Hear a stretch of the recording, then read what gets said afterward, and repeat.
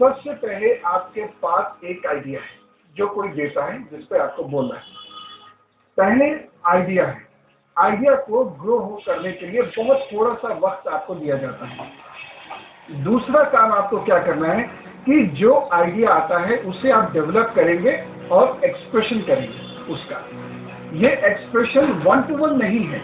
सबसे महत्वपूर्ण चीज है जो GDPI को और इंटरव्यू को डिफरेंशिएट करती है, वो ये चीज है कि ये 1 to 1 फॉर्मल एक्सप्रेशन नहीं है। वहां कोई आपसे आंसर को इनवाइट नहीं कर रहा है, बल्कि आपको इंटरवेंशन करनी है।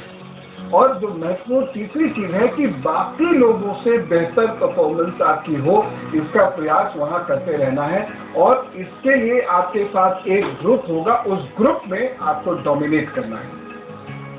ये सोच रहे होंगे आप कि मैं आपको इंटरव्यूज क्यों बता रहा हूँ। मैं आपको इंटरव्यू नहीं बता रहा हूँ, आर्ट ऑफ ग्रुप डिस्कशन नहीं बता रहा हूँ, मेरा फील्ड नहीं है। मेरा फील्ड तो ज्योतिष, मैं आपको ज्योतिष बता रहा हूँ। जिस वक्त एक आइडिया आपको दिया जाता है उसको डेवलप करना इतने कम समय में, ये एक कठिन कार्य है। और ये कठिन कार्य वो लोग बड़ी आसानी से कर सकते हैं जिनके पास लॉन्ग टर्म मेमोरी है। लॉन्ग टर्म मेमोरी को रखने के लिए सूर्य बृहस्पति का बहुत ज्यादा योगदान है, लेकिन इस आइडिया को डेवलप करके एक्सप्रेस करने के लिए मर्क्यूरी बहुत इंपॉर्टेंट है। यहाँ आपको बुद्ध मजबूत कर लेना चाहिए। और उसके बाद जब आप इनफॉर्मल लेवल पर लोगों से डिस्कशन कर रहे हैं, तब आपके व्यक्तित्व की खुशबू उन सारी खुशबुओं को डोमिनेट करनी चाहिए। यानी जो आपका व्यक्तित्व है वो सबसे ऊपर हो और उसमें एग्रेशन ना हो। हमेशा ध्यान रखिएगा ग्रुप डिस्कशन के टेक्स्ट में एग्रेशन नहीं हो, चाहे आप एसएस भी दे रहे हो चाहे आप पीओ दे रहे हो। वहां निकल के आना चाहिए आपकी पर्सनैलिटी का संतुलन, यानी एक पॉइज्ड पर्सनैलिटी जो नॉलेजेबल है और उसका अच्छा एक्सप्रेशन है। और उसके साथ जो महत्वपूर्ण चीज है वो ये है कि जो बाकी कॉम्पिटिटर हैं उनसे विजय प्राप्त करने के लिए आपकी कुंडली का छठा भाव मजबूत होना चाहिए, यानी शत्रुहंत योग आपकी कुंडली में मजबूत होना चाहिए। ये योग लेके यदि आप जीडी में जाएंगे तो डेफिनेटली विजय मिलेगी जी। और ये वाला जैसे 5 फर्स्ट क्लास स्टूडेंट्स एक जीडी में पहुंच जाए, उसमें से कोई फर्स्ट रहेगा कोई सेकंड रहेगा, किसी को मार्क्स ज्यादा मिलेंगे किसी को कम मिलेंगे। ऐसा क्यों होता है? ये होता है हमारे भाग्य के मालिक के बल के साथ। यानी 5 अच्छे लोगों में कौन जीतेगा? वो जीतेगा जिसके भाग्य का बल बाकी 4 लोगों के मुकाबले ज्यादा होगा। दूसरी चीज, जिसका शत्रुहंत योग बाकी 4 कॉम्पिटिटर्स के मुकाबले ज्यादा होगा। जैसे 4 प्रतिद्वंदी हैं किसी लोकसभा या विधानसभा किसी के भी चुनाव में, चारों ही अपने गणमान्य लोग हैं, अपने शहर के बहुत सारे लोग इन्हें जानते हैं, बहुत सारे लोग इन्हें वोट करते हैं। लेकिन इनमें से वो व्यक्ति जीतेगा चाहे किसी भी राशि का हो। सामान्यतः तो हम ये कहेंगे सिंह राशि, जैसे कहा फॉर एग्जाम्पल सिंह राशि का दिन बहुत अच्छा है। फर्ज कीजिए 2 लोग सिंह राशि के, लेकिन इलेक्ट तो एक ही होना है। वो व्यक्ति इलेक्ट होगा जिसका भाग्य ज्यादा मजबूत है। दूसरी बात, जिसका कुंडली का शत्रुहंत योग ज्यादा मजबूत है। इसलिए ग्रुप डिस्कशन में जब जाएंगे सारे लोग बहुत अच्छा परफॉर्मेंस करते हैं, लेकिन उसका नंबर 1 होगा जिसका शत्रुहंत योग भी नंबर 1 होगा।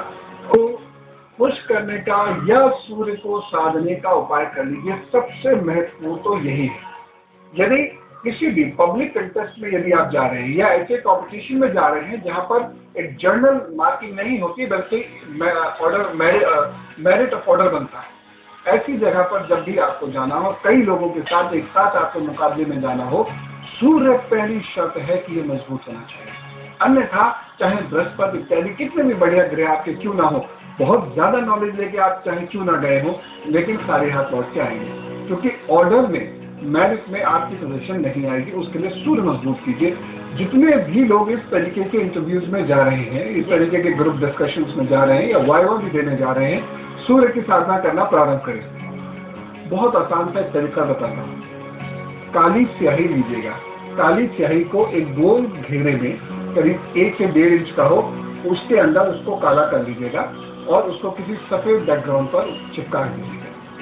अपने सामने तांबे के पात्र में पानी भर के रखिएगा थोड़ी ऊंचाई तक, यहाँ मतलब जो आप जो मंत्र बोले वो उसके पास तक फोर्स के साथ पहुंच सके।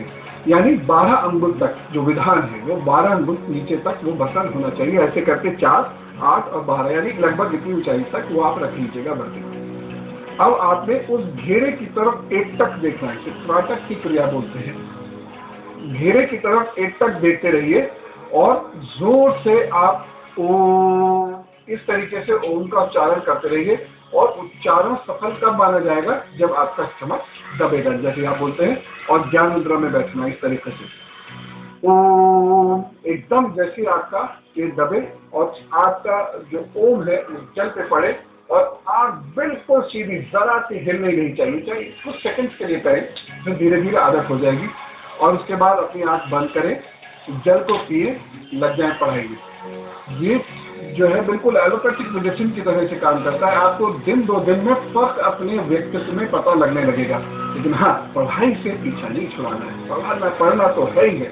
ये आपको सपोर्ट देगा वहाँ विजय प्राप्त करने के लिए। करके निकलनी चाहिए किसी भी बड़ी चीज के लिए, रोजाना नहीं करना चाहिए इसे, लेकिन किसी खास चीज के लिए यदि आप घर से निकलते हैं 2 चीजें अवश्य करनी चाहिए।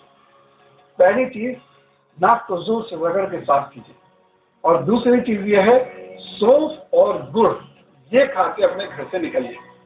और जो आपके जैसे चाहे वो वाइफ हो, चाहे सिस्टर हो, मदर फादर, कोई भी, एक काम और कर दिया कीजिए कि जो घर के दरवाजे पर तांबे के पात्र में जल जरूर रख के रखा कीजिए। जब आप एग्जाम में जाएं वो जल आपको दिखना चाहिए, उसके बाद जाइए। कॉन्सेंट्रेशन और कॉन्फिडेंस बढ़ाने के लिए ये अद्भुत उपाय है। ये 3 कार्य आप यदि करके आप निकलेंगे, ग्रुप डिस्कशन जरूर अच्छा है। और आपने एक बार कहा था कि किसी शुभ काम के लिए जाएं तो पाँव बाहर पहले कौन सा डालें? लेफ्ट वाला, क्योंकि जीवन की धुरी होती है। आपका बुद्ध बहुत अच्छा है। जीवन की धुरी है बाएं पैर से आगे काम करना, और उसके बाद ही जीवन का साइकिल घूमना शुरू होता है। इसलिए हमेशा कोई भी कार्य करिए, बायां पैर आगे रखिए। वैसे आपको एक चीज बताता हूँ खास, जीवन में जब सफलता मिलनी होती है तो हमेशा स्वतः बायां पैर आगे निकलता है। क्या बात है। तो इस चीज का एक चीज बड़ी विशेष होती है, हम कभी भी विशेष कार्य के लिए जाएं जहां हमें परफॉर्मेंस देनी हो, तो कभी भी ऐसा भोजन नहीं करना चाहिए जिसमें लिवर को ज्यादा एक्टिव होना पड़े, लिवर को ज्यादा मेहनत करना पड़े। यानी जैसे भारी भोजन, बहुत सारा खाना, इकट्ठा खा लेना, ये नहीं करना चाहिए। बहुत सारे होते हैं कि आज एग्जाम्स को जा रहे हैं, ग्रुप डिस्कशन, पता नहीं कितना देर लग जाए, तो सुबह भी दोपहर पे खा के निकलोगे। लेकिन बहुत सारे ऐसे भी होते हैं जो खाना नहीं खाते, भूखे पेट निकल जाते हैं। वो भी ठीक नहीं, उसमें भी लिवर को फिर परेशानी उठानी पड़ती है। लिवर जितनी कम मेहनत करेगा,